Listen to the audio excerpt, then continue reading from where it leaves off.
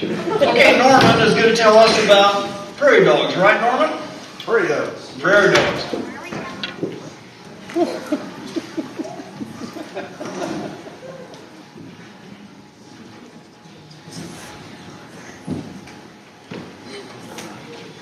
Did you hear about the mama skunk that took 5 little ones to church?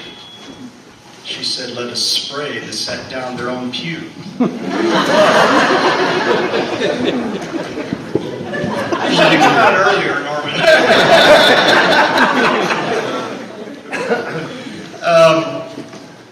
I grew up in Hutchinson, Kansas, and Hutchinson is home to many, many prairie dogs, the Hutchinson, Kansas area.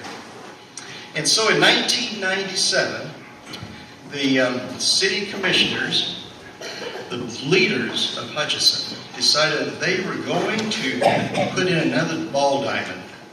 There's lots of ball diamonds in Hutchinson and the surrounding area. The problem was where they wanted to put the ball diamonds, it was infested with prairie dogs. And so they thought about it. What are we going to do? So one of them brought up the option, well, we can take a bulldozer and just bulldoze the entire area flat, pour more dirt on it. That'll take care of them. No, they didn't really want to do that. And then there's a guy that had invented a suck truck. Suck truck? Yes. To put hoses down the prairie dog holes and suck them out one at a time. The only problem was it cost $1,000 a day to rent it. They didn't really spend the money. So they decided they're going to gas it. We're just going to gas the things. Okay. Well, then some animal-loving group in the Lawrence, Topeka area, they found out about it. They said, "Oh no, don't you do that. We will trap them and transport them up to Lawrence and Topeka because they need prairie dogs up there." That didn't work out either. So, anyway, Time magazine heard about the dispute.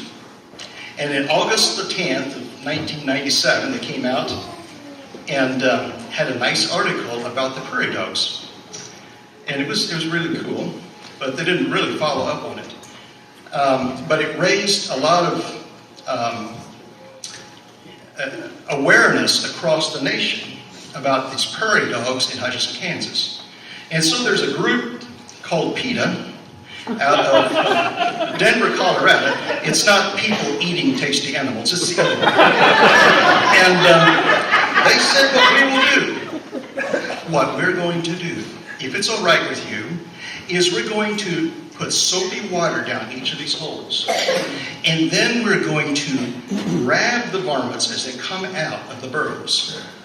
And they did. They had 100 volunteers there with blankets and towels, and they scrubbed these prairie dogs, and they cleaned them up, and they put them in cages, and they transported them to Quivira National Wildlife Refuge, 30 miles west of Hutchinson.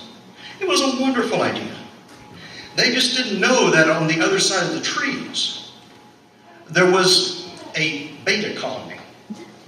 That's beavers eating tasty animals. And they came back 2 weeks later and there were no prairie dogs left. They're all gone. So in honor of that, William Rexroth, an elder in Hutchinson, he wrote a prairie dog's plight in 1997. I might just read it to you. A prairie dog's life is no soft touch. They live in the ground and they don't get out very much. And when they do, there's always a threat, so they scurry around, hoping not to get it. There's snakes and coyotes, and hawks up there too, all wanting a meal of prairie dog stew. And if that's not enough, look out for more trouble. What's that gurgling sound? Here comes a big bubble.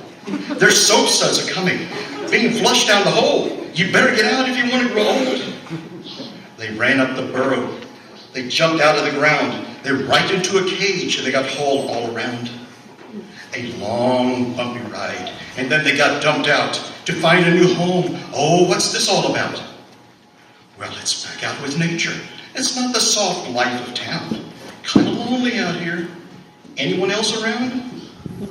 It just so happens there is. Sitting right over there. It's a strange-looking critter, alert and aware. Why, it looks like a badger, and he's coming on fast, and he's not smiling either. How long can they last? Not long at all, the way these things go. And so ends the tale of the prairie dog's woe.